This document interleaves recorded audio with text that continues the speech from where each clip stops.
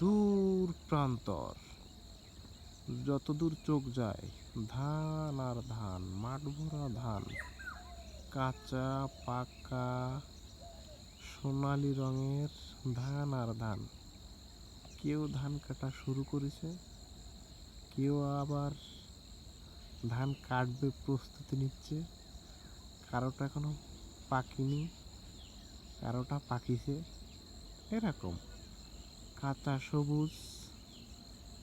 এই যে এইখানে ধান পাকিছে, অর্থাৎ এইগুলো কাটার মতো হয়ে গেছে। ঠিক পাশে এখনো কাটার মতো হয়নি, এখনো অন্তত 15 দিন লাগবে এগুলো ঠিক হইতে, কাটার উপযুক্ত হতে।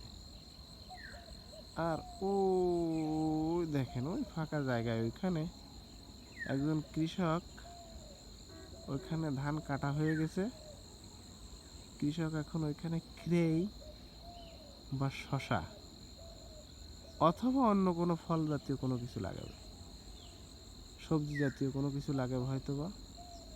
আর ওই যে গাছটা দেখছেন, গাছের নিচে আবার জমি তৈরি করতেছে, ওইখানে ধানের চারা রোপণ করবে, সেগুলো আবার পুনরায় লাগানোর জন্য।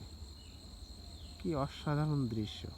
একই বিলি, একই বিলি, এক এক রকম জায়গায় এক এক রকম কাজ হচ্ছে। এই পাশের ধানগুলো এখনো কাটার উপযোগী হয়নি, অনেক সময় লাগবে এগুলো, অন্তত 15-20 দিন, 15 দিন তো লাগবেই। অথচ ঠিক তার পাশে